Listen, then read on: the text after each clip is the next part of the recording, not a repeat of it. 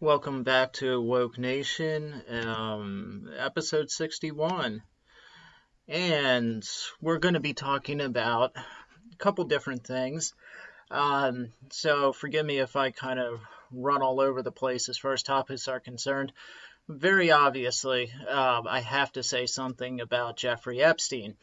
My last two episodes have kind of been about Epstein and kind of some of the issues that have been swirling around him, I think, since his incarceration, namely the issue of redemption, and the idea of evil itself. That sort of his behavior is a symptom or a characteristic of absolute evil. Sorry, I had to turn that off. It was my vape. Yeah, I fell into that habit too, just like a lot of people. But anyway, not important. It was a surprise to no one, me included, that Jeffrey Epstein has quote unquote committed suicide. Now, you'll remember if you've been following the news, that maybe, I think it was 3 weeks ago, maybe a month ago, in early July, Epstein was found after another failed or botched suicide attempt to have bruises and marks on his neck, and he was unconscious in the fetal position of his cell. He's since rebounded since that failed, or what they were calling a failed suicide attempt, and that brings us all the way up to the present, where now he has committed suicide. Or they say he committed suicide, and I'll get into the conspiracy theories in a minute, which are already, of course, because of the outrage machine and social media, which are already swirling around like a mad kaleidoscope of just baseless accusations against numerous different political figures. One side blaming Trump with the hashtag Trump body count trending. The other side blaming Bill Clinton with Clinton body count trending. And it just goes back and forth with these wild accusations regarding one former president and the current president wanting to silence Epstein because they had engaged in these illicit pedophilia activities with him on his island, supposedly. Now, the actual death of Epstein came on early Saturday morning, and I was actually at work when I heard about it. I turned on the TV. I install cable for a living, and I had just hooked up this guy's cable, and the very first channel that came on when the cable box came on, I think it was CNN, unfortunately, and it was saying, Jeffrey Epstein committed suicide. Surprise! I mean, there's always a certain element of surprise when you first see something like that, but I have to admit, I really wasn't all that surprised. I don't think anybody really was. Here was a man that had ties to some of the most powerful names out in the world today, from movie stars like Kevin Spacey to political figures like Bill Clinton and Donald Trump. He was, I think, a trader of some kind on Wall Street, so he had ties to some of the biggest players in finances. He knew Prince Andrew, so I mean, these were global power figures that Epstein was rubbing shoulders with on a regular basis. Apparently, one of his top lawyers was Alan Dershowitz. Kenneth Starr, I think, was another defense attorney for him in the past. So some of the biggest legal names have been attached to his defense in past adventures. And incidentally, Alan Dershowitz has also been accused by one of Epstein's accusers as a lady that stepped forward, one of the unsealed documents, I guess. This lady has accused Prince Andrew, a Democrat governor, I believe, a representative, and also Alan Dershowitz, that she was, and I'm not going to use her name. I do know it, but I just don't want to drag her name through the mud already, as it already has been. It just, to me, it's unnecessary. I hope that justice prevails as far as she's concerned. Now that Epstein's dead, it's a little unclear to me whether any of this will move forward as it should. It's a little doubtful.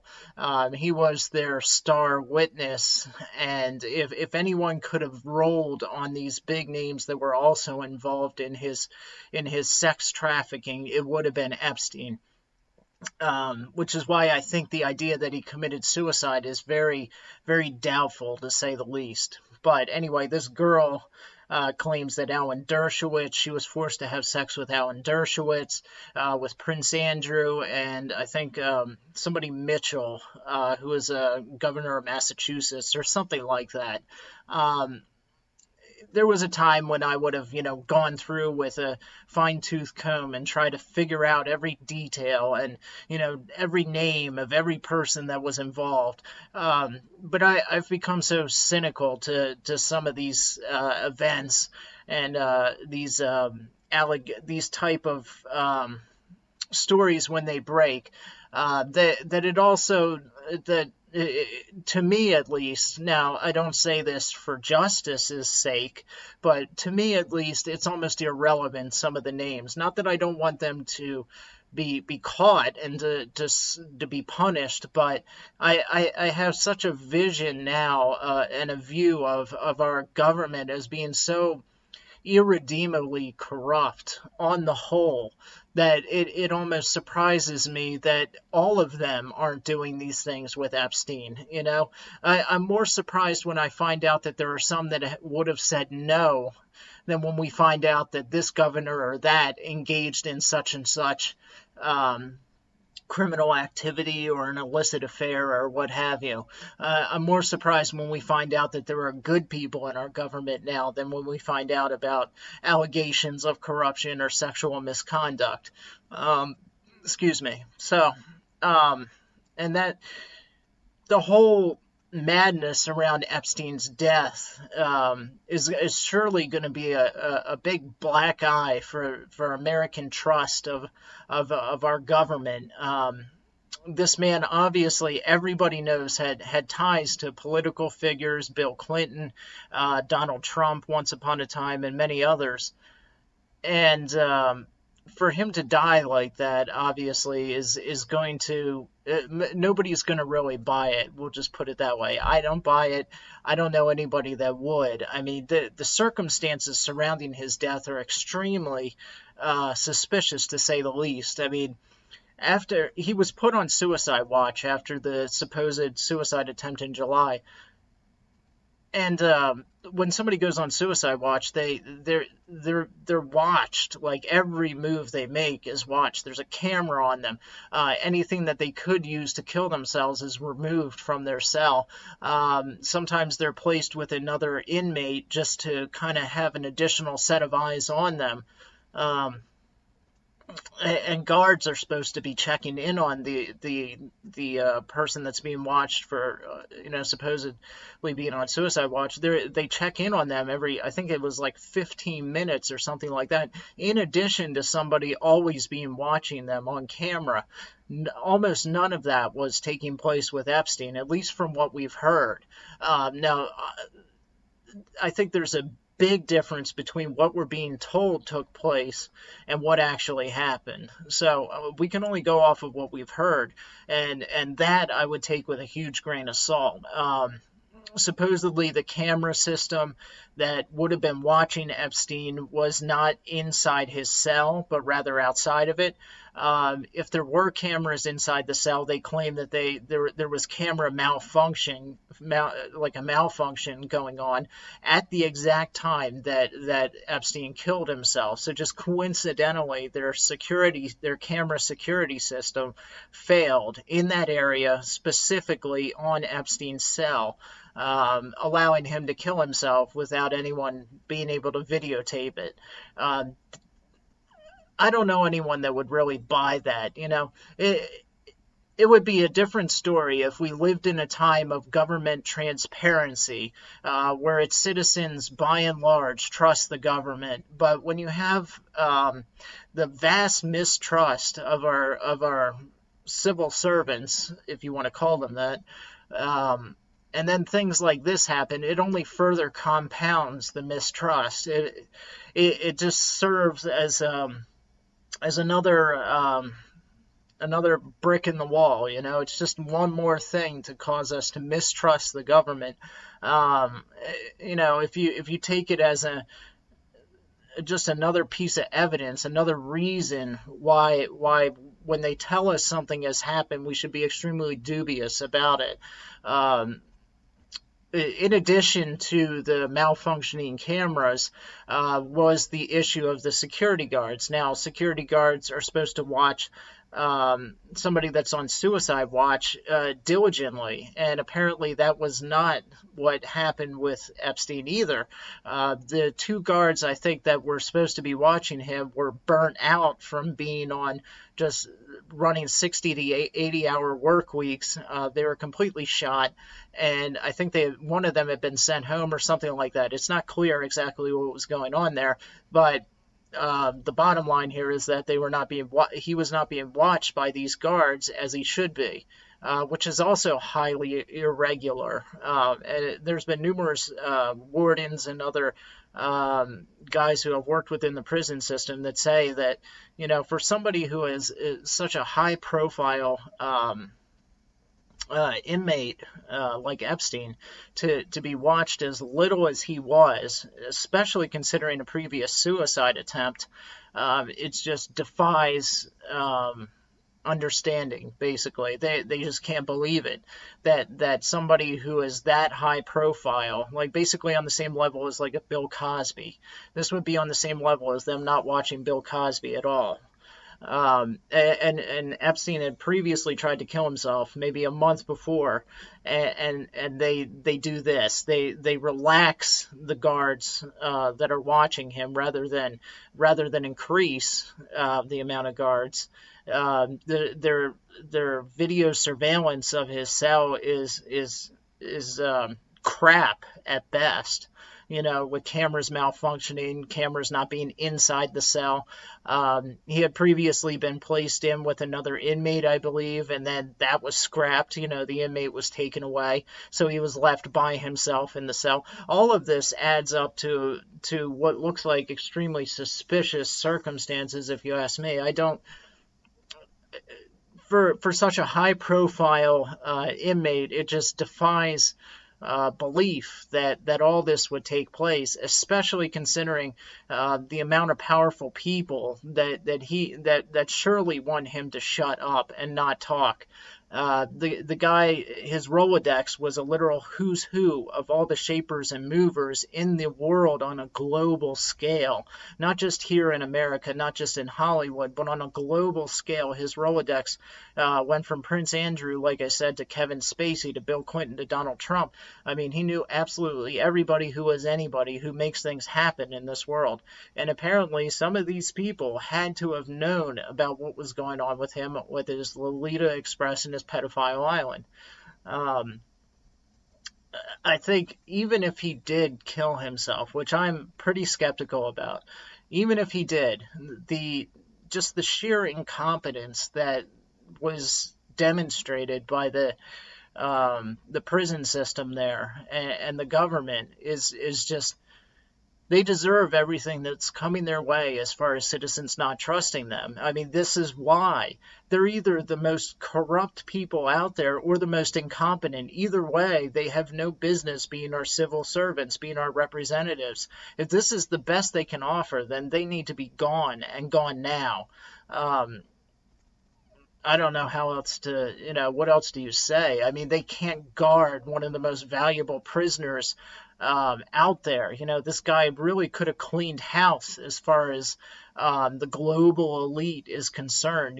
These people that are operating on a level that clearly they think that they're above the system of justice, that the law doesn't apply to them. Epstein was clearly a person that thought that. Otherwise, why would he have done what he did? people like him who have that kind of money and power really do think that the law does not apply. And then when you see a ray of hope like that, like, Epstein gets arrested, and he can bring down these other people, and then bam, it's gone like that, either by sheer incompetence or by what else do you say but assassination.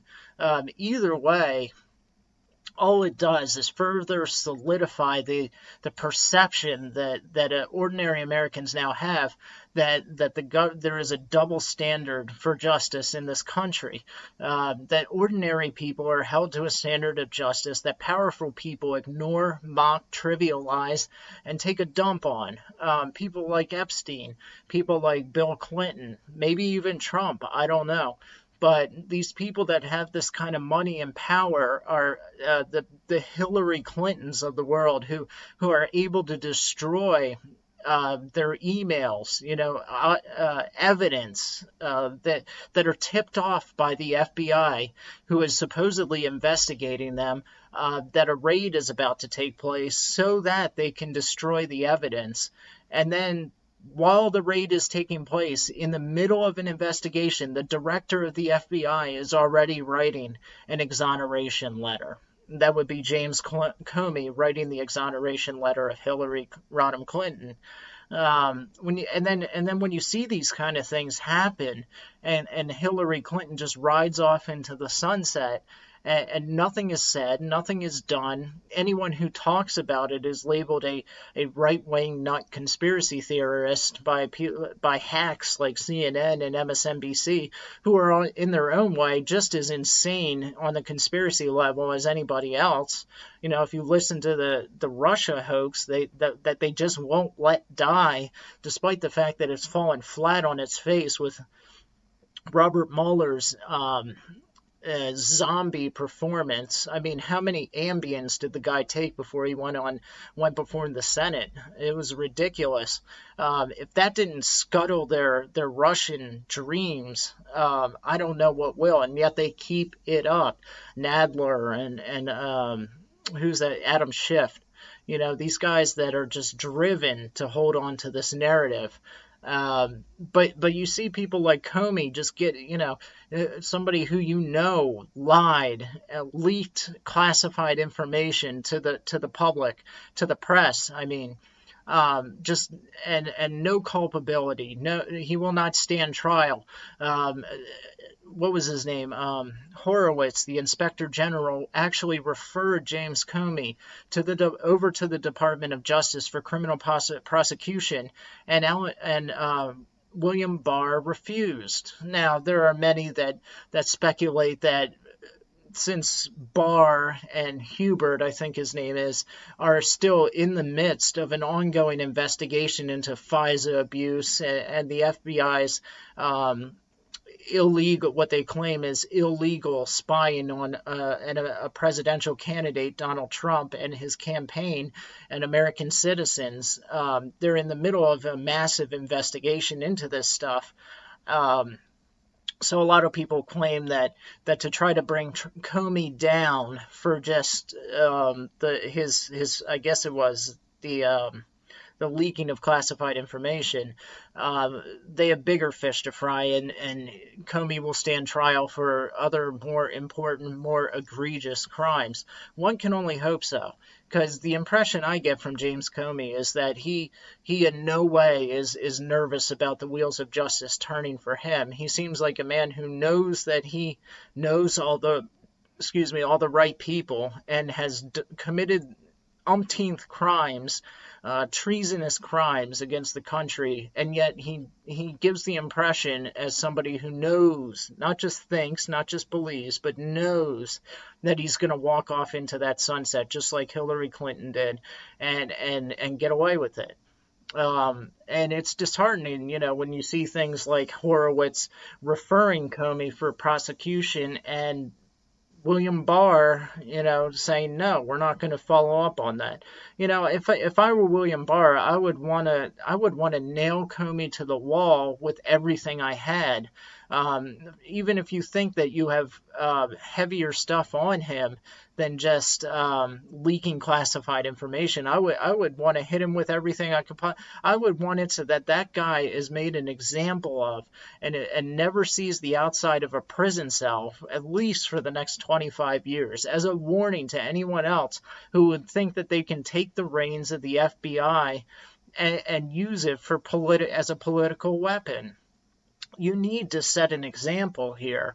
We need to have somebody made an example of, rather than innocent people like General Flynn, who while Comey rides off into the sunset, is bankrupt, and his reputation destroyed, or Roger Stone, who's bankrupt as well, and his career is destroyed, his reputation destroyed, and maybe looking at spending the rest of his life behind bars for perjury, a process crime, even though the very thing that they sought to bring him in on, Russian collusion and working in tandem with what's his name, for WikiLeaks.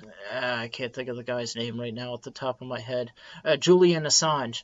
Even though they tried to get Roger Stone to admit that he worked with Julian Assange to hack the computers of the DNC, get Hillary Clinton's emails, all this kind of conspiratorial nonsense, none of it panned out. They found no evidence, and yet Roger Stone, because of discrepancies in his memory, or maybe a white lie that meant absolutely nothing, is now bankrupt, his career destroyed, his reputation destroyed.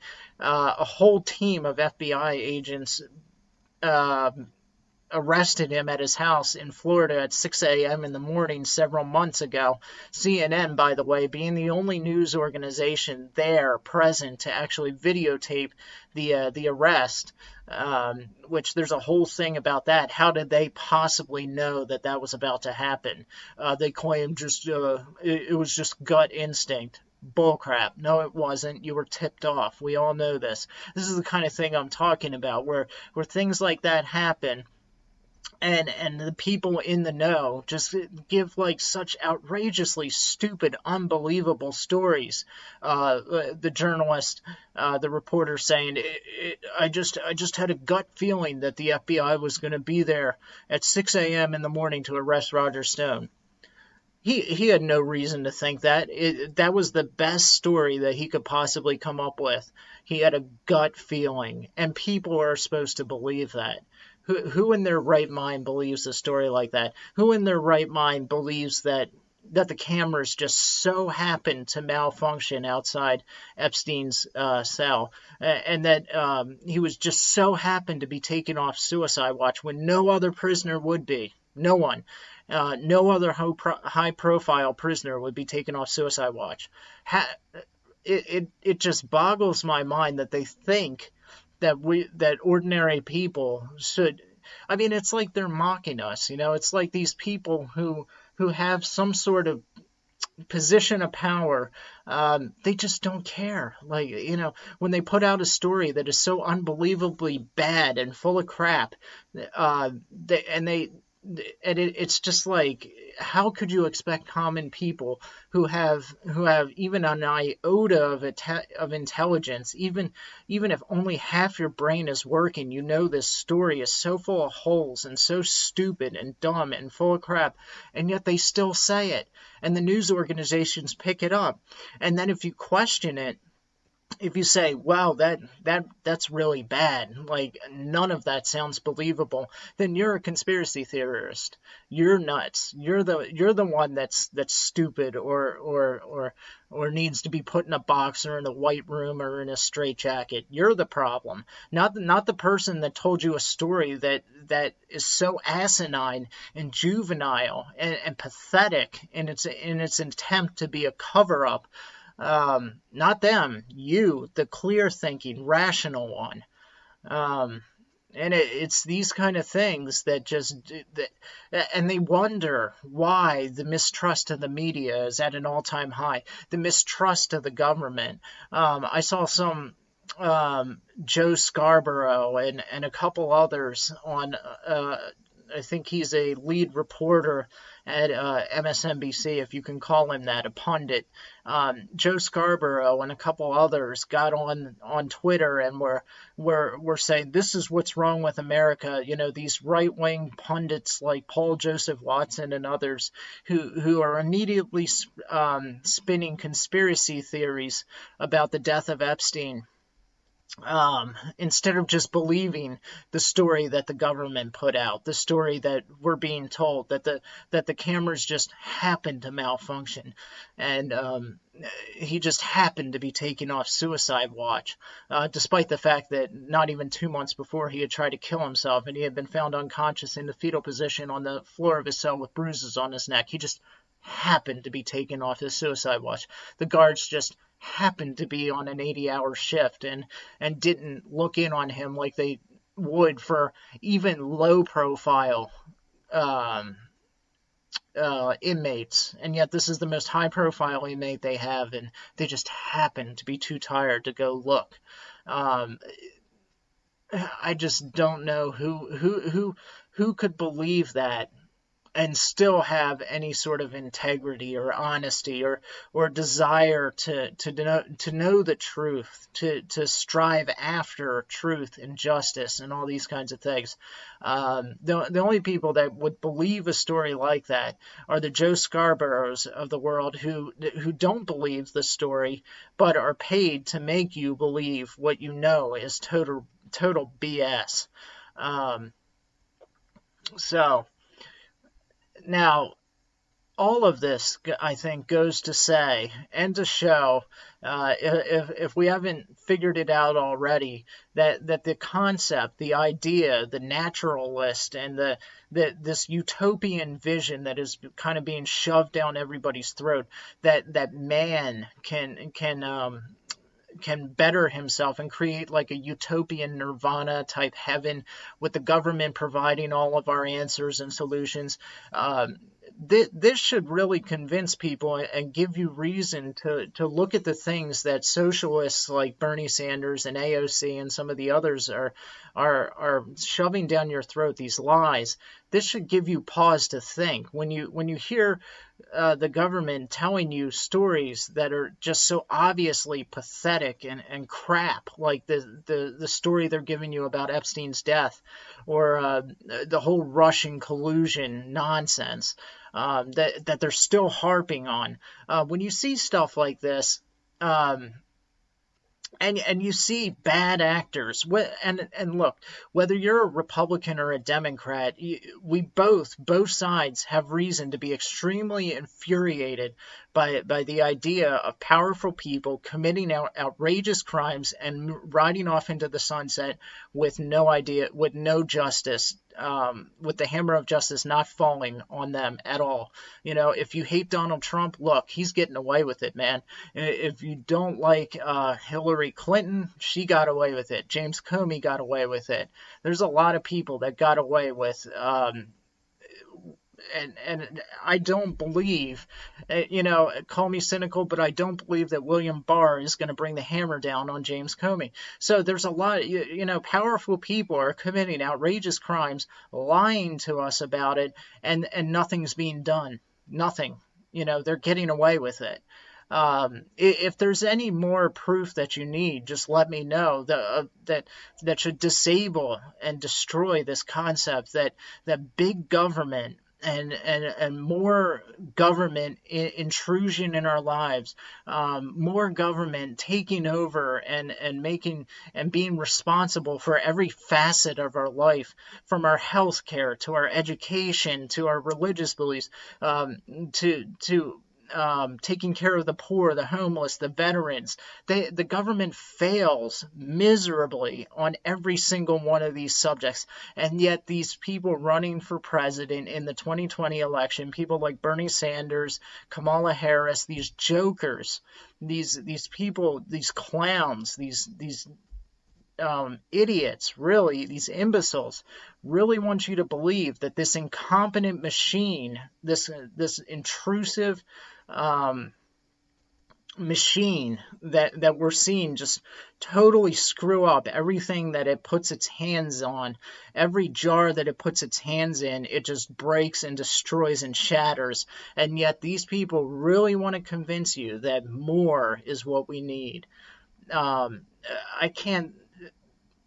I just can't wrap my mind around it. Look, no, no matter what your political beliefs are, no matter what your religious beliefs are, or your moral beliefs, the one thing that we should be able to take from everything that we're seeing in the news, whether it's on MSNBC or Fox or CNN, I don't care where it is. The one thing that we should be able to take from all that is that our government is totally corrupt, totally inept, full of people that are the most incompetent, idiotic, corrupt, evil, selfish, egotistical, self-centered, narcissistic, and prideful people that you could possibly get into one location. Washington, D.C.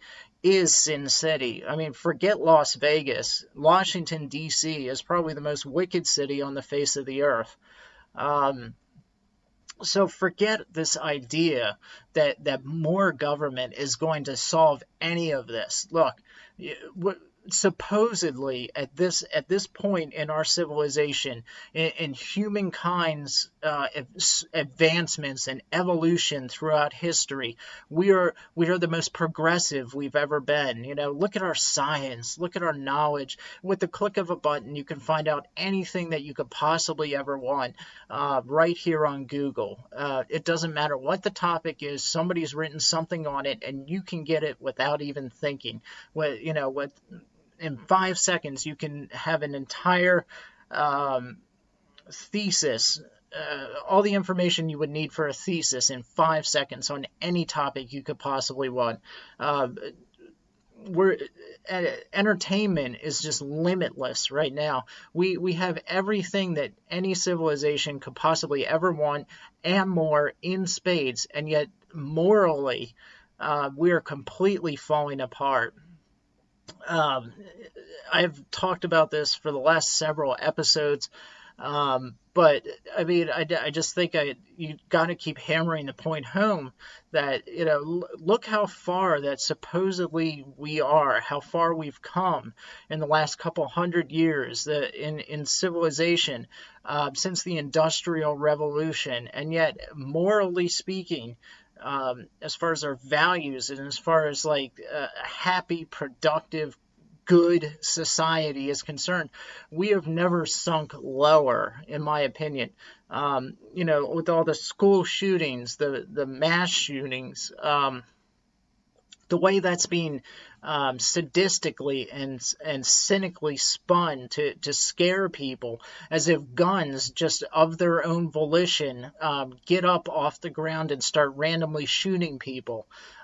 We're blaming a machine. We're blaming an inanimate object for the moral failings of ordinary citizens, people who are so appallingly normal that it should scare each and every one of us. So many of these shooters and these people that commit these horrific crimes, you would have no way of knowing that they were about to do something like that 10 minutes prior. It's what we call the Nazis with the banality of evil, the normalness of evil, which goes a long way, I think, to show what truly beats at the center of the human heart. This Joseph Conrad called the heart of darkness, and he ended the famous story with the lines, the horror.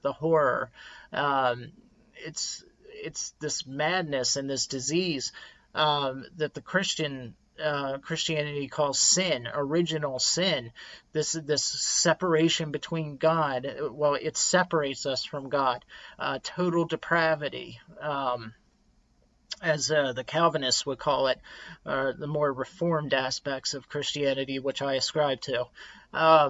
But what more evidence do you need when you see science making all these great strides? We've never gone farther or been capable of more than we are now in science, and yet we can't answer basic questions about right and wrong.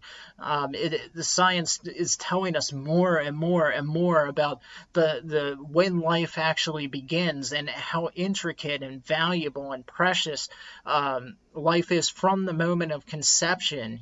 Any responsible obstetrician or gynecologist will tell you that right there from the beginning, it is a separate, valuable human life. And yet we're killing those lives at a record pace, faster than the Nazis did at Auschwitz. And going back to Epstein, when you see things like that, like I said, it was like a ray of hope in a sense, that when he was imprisoned and captured, you thought, well, maybe justice will actually this one time take place. Maybe these people who have for so long held themselves up above the law and acted like, they could never be touched. They were the untouchables, these elites. And then Epstein dies, and our hopes are dashed. And despite Bill Barr's protestations that the investigation will go on, deep down, all of us know that it will not. With Epstein dead, the investigation collapses. The leverage the investigators had is gone. It can't continue, not in any meaningful way, certainly not in the same sense that it would have before. So I think it just goes a long way to show that to put your final hope, your final faith in mankind is a foolhardy venture. As I just said, we've never been further advanced in education, in science, in all these different areas, and yet we're shooting each other. Our children are shooting each other in schools. The global elites are walking away from monstrous crimes. Our children are being killed inside the womb. Our children are being captured and used as sex slaves. We're a society that is for being as advanced as it is in all is showing all the signs of reaching its inevitable end. I mean, I don't have time to go into it, but there's been numerous. Oops. Drop my vape. There's been numerous historians and social writers who have written on this topic, what it looks like when a society reaches its the point right before it totally collapses, and much of Western civilization has reached that point. There's this confusion or a rejection and a lack of education on what actually brought the society together and founded it in the first place. What's universally recognized as the foundation for any good society is the family, and that's gone. The family unit in America today has vanished. Divorce is through the roof. Even people that aren't getting divorced they're not getting divorced because they're not getting married in the first place. Monogamy is being rejected. The traditional roles of men and women are being questioned and thrown out the window. Our children are being taught to question them from an early age. That's propaganda, indoctrination.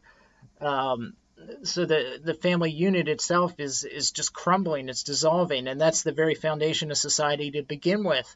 And then out of that society, out of the society that's decaying and falling apart, rises forth from that future politicians and representatives. And then we're shocked when they reach positions of power and live out the value systems that they've been taught from an early age. And we're shocked when that happens, when things don't pan out as they should for us.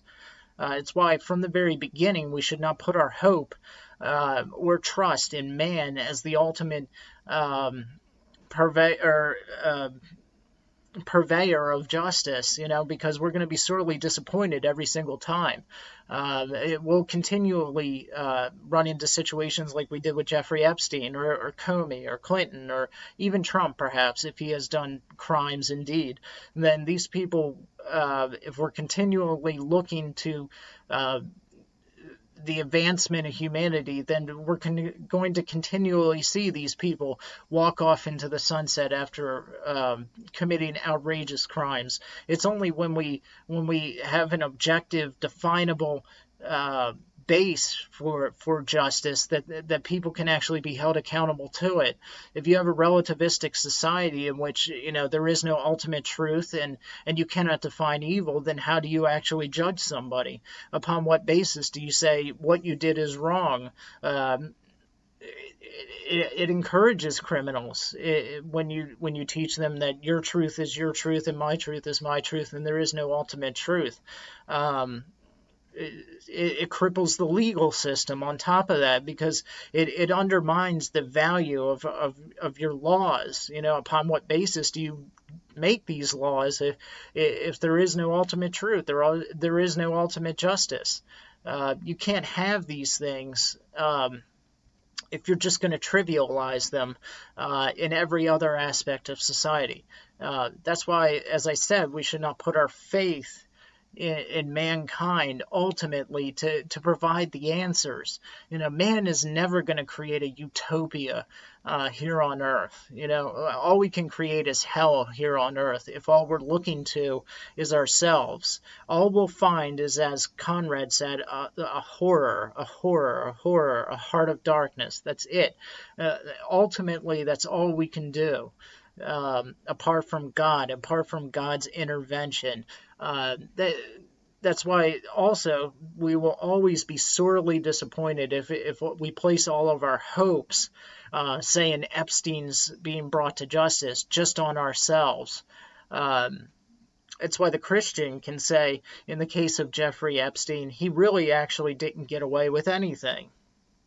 Ultimately, the atheist, the secularist, the naturalist, whoever else, well, all they can do is look grimly upon the suicide of Jeffrey Epstein and say,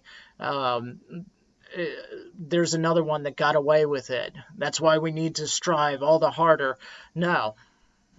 Jeffrey Epstein didn't get away with anything. If he is indeed dead, whether he committed suicide or was assassinated is irrelevant. If he didn't repent, then Jeffrey Epstein didn't get away with anything.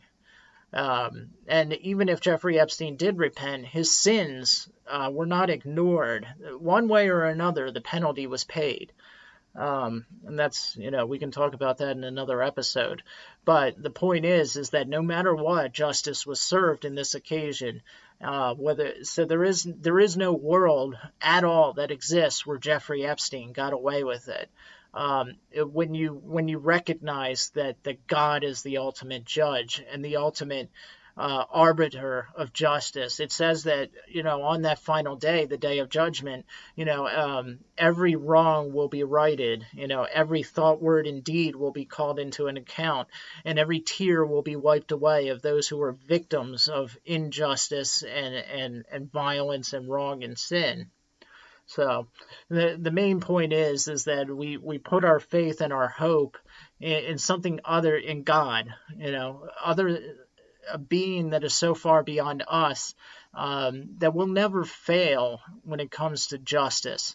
And while it may seem like here on earth that things are spiraling out of control, that is only because that us as people, we have the freedom to choose and the freedom to act, but we will always be responsible for that freedom. And when you see people like Comey or Clinton or Epstein or Trump or whoever riding off into the sunset, they're riding off into the sunset over the cliff and into hell, is basically what it comes down to. And your money, your net worth, none of that will matter when we stand before God. Absolutely none of it. In fact, people who are presidents, senators, in positions of influence and power will be even more culpable for their actions, for how they live their lives and use their responsibility and their power. As it says in the Spider-Man movies, with great responsibility, or with great power comes great responsibility. That's not, just a cheesy throwaway line. It's true. And nobody seems to think about that anymore today. This responsibility, what? You owe me. That's what everyone thinks. You owe me. They owe me. The government owes me. God owes me. Everybody owes me. It's this is self. I love myself. That's the tome, the marching orders for this entire culture. It's just I love myself. Anyway, I've rambled long enough. I hope this turns out to be somewhat of a coherent episode. I promise we'll do a little better next week. I know I warned you at the very beginning I would be all over the place, so I'm going to shut it down before this goes on too long. So good night, and God be with you.